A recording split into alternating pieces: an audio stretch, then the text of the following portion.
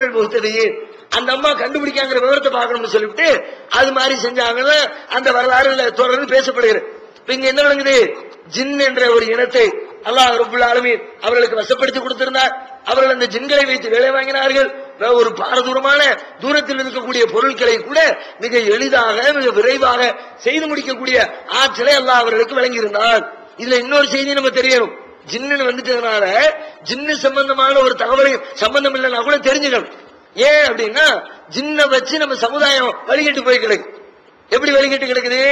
ஜின்னுனா ஜின்ன சில பேர் அதுக்குனே கிளம்பிருக்காங்க. ஜின்னு சுலைமான் அலைஹிஸ்ஸலாம் ஜின்னு எப்படி வச்சிருந்தாங்களோ அது மாதிரி எங்கள்கிட்ட 4 ஜின்னு இருக்குது. ஊருக்கு 2 பேர் இருக்காங்க. நம்மள்ட்ட ஒரு 3 ஜின்னு வச்சிருக்கிறோம். வேலையை முடிச்சிருவோம். ஏவல் விளக்கல், இந்த இலக்கணத்துல சொல்றாங்க ஏவல் வினை விளக்கல் வினைன்னு, அது மாதிரி இந்த ஏவல் விளக்கலை எல்லாம் நம்ம பாத்துக்குவோம். நம்மகிட்ட 2 ஜின்னு இருக்குது. சும்மா முழுக்க முழுக்க கதை பொய். அப்படி யாரும் சுலைமான் நபியை தவிர வேற யாருக்கும் ஜின்னை வசப்படுத்தி வேலை வாங்கக்கூடிய ஒரு ஆற்றலை அல்லாஹ் வழங்கவே இல்லை. நபி ஸல்லல்லாஹு அலைஹி வஸல்லம் அவங்களுக்கு கூட அல்லாஹ் கொடுக்கல. ரசூலுல்லாஹ் கூட ஒரு தடவை விரும்பினாங்க. ஜின்னை பிடிச்சி கட்டி போட்டு ஒரு நாள் ரசூலுல்லாஹ் தொழுதுக்கு ரொம்ப பள்ளியாசலுக்குள்ள வந்து சேட்டை பண்ணு. ரசூலுல்லாஹ்வுக்கு தெரியும் ஜின்னு அவங்க பாப்பாங்க தெரியும். ஏன்னா நமக்கு எப்படி ரசூலுல்லாஹ் அல்லாஹ்வுடைய தூதரோ அது மாதிரி ஜின்களுக்கும் அவங்கதான் தூதர், செய்தியை சொல்லணும். அதான் ரசூலுல்லாஹ்வுக்கு தெரியும்.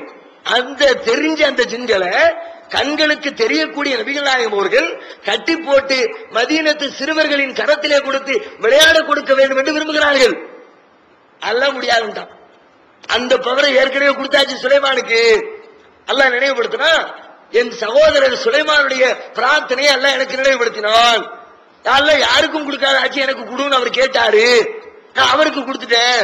ஜின்களை ஆட்சி செய்யக்கூடிய பவரை நான் சுலைமான் நபிக்கு கொடுத்துட்டேன். அதனால உங்களுக்கு கிடையாது என்று அல்லாஹ் நபிகள் நாயகம் ஸல்லல்லாஹு அலைஹி வஸல்லம் அவர்களுக்கு ஜின்களை வசப்படுத்தி வேலை வாங்கக்கூடிய ஆற்றலை கொடுக்கலன்னா இவங்களுக்கு எல்லாம் எப்படி கொடுப்பான்? மக்களுடைய அறியாம கண்ணுக்கு தெரியல, அதனால எவனுக்கும் தெரியாது, கேட்ட தெரியாதுல. ஜின்ன நாங்களாம் பயங்கரமா கஷ்டப்பட்டு வசப்படுத்தி வச்சிருக்கோம். எப்படிப்பா வசப்படுத்தினீங்க? ஜின்னு ஒரு சூறா இருக்குல்ல குர்ஆன்ல 72வது அத்தியாயம் இருக்கு ஜின் சூறா. இந்த ஜின் சூறாவை ஓதி ஓதி வசப்படுத்தணும். அதை ஓதி எப்படி வசப்படுத்தினீங்க? 40 நாளைக்கு சுத்தபத்தமா உட்கார்ந்து டெய்லி நைட்ல தொடர்ந்து ஓதிக்கிட்டே இருந்தோம். ஓதுனா ஜின்னு சும்மா வந்துடாது. எவ்வளவு கஷ்டம் தெரியுமில. ஒரு நாள் அப்படியே அழகான பெண் வடிவத்தில் வரும். நம்ம தனிமையில் உட்கார்ந்து ஓதிக்கிட்டு இருப்போம். கொஞ்சம் ஸ்லிப் ஆச்சு முடிஞ்சு அவுட் ஆளை அடிச்சிடும். மோகினி பிசாசு அடி அப்படி இப்படின்னு சொல்லுவாங்களே, கொல்லிவாய் பிசாசு ஆளை காலி பண்ணிடுவோம். அது மாதிரி கொஞ்சம் உள்ளத்துல வந்துச்சு ஆளை அடிச்சு விடுவோம். ஸ்டெடியா உட்கார்ந்துருக்கணும். மறுநாள் அப்படியே பயங்கரமான மிருகத்துல வரும், பயங்கரமான ஆயுதத்தோடு வரும். விரட்டும் மிரட்டும், பயப்படாம அசராம மயங்காம கிறங்காம 40 நாளைக்கு உட்கார்ந்து ஓதியாச்சுன்னா 40வது நாள் ஜின்னு கைக்குள்ள. யாரு சொன்னா இப்படி எப்படி முடிச்சு? சரி, கண்ணுக்கு தெரியல ஜின்ன வசப்படுத்திட்டேங்கிறீங்கல்ல, 40 நாள் ஓதி அது இருக்கட்டும். அதை நான் ஒரு பேச்சுக்கு நம்பிக்கிறேன். எப்ப நம்புறேன்? இதே மாதிரி குர்ஆன்ல வேற சில சூறா இருக்கு. வேற என்னெல்லாம் இருக்குது? நான் கண்ணுல பாக்குற மாதிரி சிலது இருக்கு. நீ பார்க்காத ஒண்ணு வசப்படுத்தணும்னு சொல்றீங்கல்ல, பார்த்த சிலது அல்லாஹ் சொல்றான். அந்த பார்த்தது சிலதை நீங்க வசப்படுத்தி காடு. சூரத்துல் பக்கரா பசுமாடுன்னு ஒரு சூறா இருக்கு. நீங்க 40 நாளைக்கு உட்கார்ந்து ஓதுங்க. காசு பணத்தை எல்லாம் தர்றேன், இடத்தை எல்லாம் கிளீன் பண்ணி தர்றேன், பத்தி சாம்ராணி போட்டு வைக்கிறேன். 40 நாளைக்கு ஓதி ஒரு மாட்டை வசப்படுத்தி காட்டு. நம்மளுன்னு ஒரு சூறா இருக்கு எறும்பு, நகலுன்னு ஒரு சூறா இருக்கு தேனி, ஃபீலுன்னு ஒரு சூறா இருக்கு யானை, நாசுன்னு ஒரு சூறா இருக்கு மனுஷன். எதையாவது ஒன்று எடுத்துங்க. நாசு கண்ணுக்கு தெரியுது மனிதர்கள். 40 நாள் ஓதி ஒரு மனுஷனை உனக்கு கட்டுப்படுற மாதிரி மாத்தி விட்டுரு. எறும்பை மாத்து, தேனியை மாத்து, மாட்டை மாத்து, மாத்தி விட்டா ஒத்துக்கிறோம். இல்ல கண்ணுக்கு தெரியாத ஒண்ணு வந்து கதை விட்டு இருக்கிறீங்க. கண்ணுக்கு தெரியாது எவனுக்கும் தெரியாதுங்கிறத பொய் சொல்றாங்க. அதுல எனக்கெல்லாம் எக்ஸ்பீரியன்ஸ் உண்டு. அது மாதிரி ஆட்களை 1 வருஷம் அந்த துறையில இருந்தவன், ஃபீல்டுல இருந்தவன். 1 வருஷம் இந்த ஜின்னு வச்சிருந்த ஆள்கிட்ட இருந்து நான் படிச்ச ஊர்ல தென்காசியில அங்க ஒருத்தர் இருந்தார். அவர் இது மாதிரி பயங்கரமான வித்தையெல்லாம் செய்வார். எங்க பாப்பாவுக்கு ஒரு செய்யற வித்தையை பார்த்த உடனே நம்ம பிள்ளையும் இது மாதிரி ஒரு கெட்டிக்காரனா வந்துடும் அவங்களுக்கு ஆசை. என்ன செய்வாரு? வருவாரு, எங்க மாரிசாக்கு வருவார். தண்ணி கொண்டு கொடுப்போம் ஒரு செம்புல, அப்படின்ட்டு அப்படி திரும்ப கையில தருவார். ஒரு ஆக்ஷன் கொடுத்துட்டு கையை உள்ள விட்டு நினைச்சிட்டு கையில திரும்ப தருவார். மோந்து பார்த்தா அப்படி கம கமகம்னு வாட அடிக்கும். நாங்க சாதா தண்ணியை கொடுப்போம், அப்படியே ஒரு சந்தனம் மனம் மாதிரியான ஒரு நல்ல மனத்தோட திரும்ப தருவார். இது மாதிரி நிறைய வித்தைகள் செய்வார். இதையெல்லாம் பார்த்துக்கிட்டு இதெல்லாம் கண் கட்டி வித்த சில மேஜிக்க கத்து வச்சுக்கிட்டு இது என்னமோ ஜின்னு செய்து கதை விட்டுக்கிட்டு இருந்தாரு. எங்க பாப்பா என்ன பண்ணிட்டா, போய் படி, அவளும் சரி வர சொல்லுங்க, சொல்லி கொடுத்துருவோம், கொஞ்ச நாள் வேலை செய்யட்டும், படிச்சுக்குவோம், தொழில படிச்சுக்குவோம், தொழில் படிக்க ஆள் அனுப்புவாங்கல்ல, எலக்ட்ரீஷியன் மெக்கானிக் அது மாதிரி தொழில கத்துக்கணும் அனுப்பிவிட்டா. டெய்லி காலையில ஓத வேண்டியது, சாயங்காலம் வரைக்கும், அசர் டு மகரிபு இடைவேளை நேரம் மதரசா மாணவர்களுக்கு நேரம் அங்க போயிருவேன். அங்க போனோன்னு அவர் தகடு கொடுப்பாரு, தாயத்து கொடுப்பாரு, என்ன கூட துணி கொடுப்பாரு, உட்கார்ந்து எழுதிக்கிட்டே இருக்க வேண்டியது. அந்த சூறா எழுது, இந்த நம்பரை போடு, இதை எழுது, இப்படியே எழுதி கொடுத்துக்கிட்டே இருக்க வேண்டியது. அப்ப நான் நிறைய உழைக்கிறதுனால என்ன பண்ணுவாருன்னா, அப்பப்ப எனக்கு சன்மானங்கள்லாம் தருவேன். திடீர்னு என்ன பண்ணுவாரு, பக்கீர் தொப்பியை கொடு அப்படிம்பாரு, தொப்பியை கட்டி கொடுப்பேன், உள்ளுக்குள்ள அப்படியே பத்தியை காட்டுவார், அப்படியே பத்தியை காட்டி வாடகை பொத்தி இப்படி அப்படிம்பாரு, வாங்கிக்குவேன். வாங்கினோம்னா இங்க இருந்து இப்ப இந்த கேமரா இருக்க அதை தாண்டி அங்கிட்டு போய் நிப்பேன் நானு. இங்க அவர் உட்கார்ந்து இருப்பாரு, இங்க இருந்து நான் தூதிக்காரு அது மாதிரி அப்படி ஊதுவார்.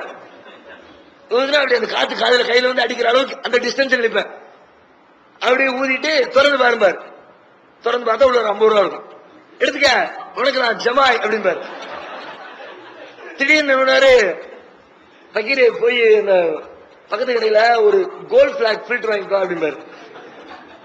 நான் அப்படி ஸ்டெப் எடுத்து வைப்பேன், ஒரு நிமிஷம் அப்படின்ட்டு அப்படியே கையை பொத்தி அப்படின்பாரு. கையில கோல்ட் பிளாக் ஃபில்டர் பாக்கெட்டு எங்க உள்ளதுன்னு கேக்குறியா, பக்கத்து கடையில் உள்ளது அப்படின்பாரு. இதெல்லாம் ஒரு இதை விட டாப்பா செய்யறோம் பல பேர் இருக்கிறான். இது ஒரு பெரிய மேட்டரா? யானையை கொண்டு வந்து கண்ணுக்கு முன்னாடி நிப்பாட்டி வச்சுட்டு பாரு யானை எங்கன்னு கண்ணு பார்த்து தெரிய மாட்டேன். மேஜிக் செய்யறாங்களா, ஜாதுகர் ஆனந்தன் ஒரு ஆளு போடு போட்டு செஞ்சுட்டு இருக்கிறாரு ஊருக்கு ஊரு. யானை அம்மா யானை தீவிர நிப்பாட்டி வச்சுட்டு நிக்குதா நிக்குதா நிக்குதா, பாத்துட்டியா பாத்துட்டியா பாத்துட்டியா, 1 2 3 4 5ங்கிற எங்க யானை காணும். ட்ரெயினை நிப்பாட்டி வச்சு ட்ரெயினை காணும், ஏரோப்ளேன் நிப்பாட்டி வச்சு ஏரோப்ளேன் மறைக்க வச்சிடான். இதெல்லாம் எப்படி செய்யறான், ஏரோப்ளேன் தூக்கிட்டு போயிட்டான் ஒரு செகண்ட்ல. மேஜிக்ல ஒரு வகை தந்திரம், அது ஒரு வித்தை, அது ஒரு கலை. அந்த கலையை கற்றால் நீங்களும் செய்யலாம், நானும் செய்யலாம், யாரும் வேணாலும் செய்யலாம்.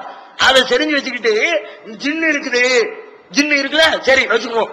ஜின்னு சுலைமான் நபிக்கு என்னெல்லாம் செஞ்சுச்சு, பைத்துல் முகத்தஸ் பள்ளிவாசல கட்டி கொடுத்துச்சு. கட்டிட்டா பாப்போம், ஒரு பள்ளிவாசல கட்டி ஒரே நாள்ல நைட்ல கும்மு கும்மு கும்முன்னு கஷ்டப்பட்டு இருக்கிறோம், இடம்பத்துல அது இதுன்னு ஒரே நாள்ல தட்டி விட்டு அப்படியே ஒரு 10 ஃப்ளோர் எழுப்பி கொடு, ஒத்துக்கிறோம் ஜின்னு இருக்குன்னு. ஜின்னு அப்படி வேலையை செஞ்சுச்சு. நிமிஷத்துல கண்ணை மூடி துறக்கிறக்குள்ள தூக்கிட்டு வந்துச்சு சிம்மாசனத்தை. அது மாதிரி ஏதாவது தூக்கிட்டு சொல்லு, அப்ப நாங்க ஒத்துக்கிறோம். பொய் பித்தலாட்டம். கடைசி அந்த ஆளு எங்க வீட்டிலேயே கை வச்சாரு, எங்க மாமா ஒரு ஆளுக்கு சோமில்ல, அவர்கிட்ட போய் அஜர்த்து நம்பிதானே போயிருக்கிறோம்.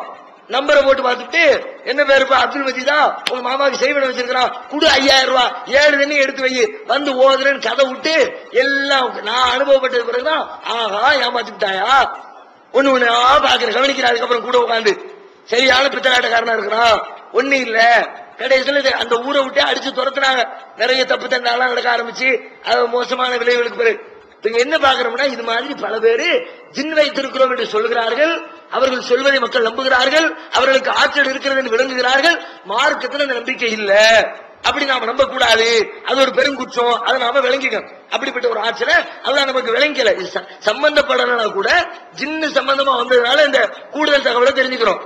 அடுத்து என்ன அப்படின்னா, ஜின்ன வசப்படுத்தி கொடுத்தது மாத்திரம் இல்லாம செல்வத்தையும் நிறைய கொடுத்திருந்தாலும், செல்வ செழிப்பு, நல்ல சுகமான நல்ல ஒரு லக்ஸரியான ஒரு வாழ்க்கை, அதையும் சுலைமான் நபிக்கு அல்லாஹ் கொடுத்திருந்தான். அதுவும் குர்ஆன் தெளிவா சொல்லு. 27வது அத்தியாயம் 44வது வசனத்துல அல்லாஹ் சொல்றான்.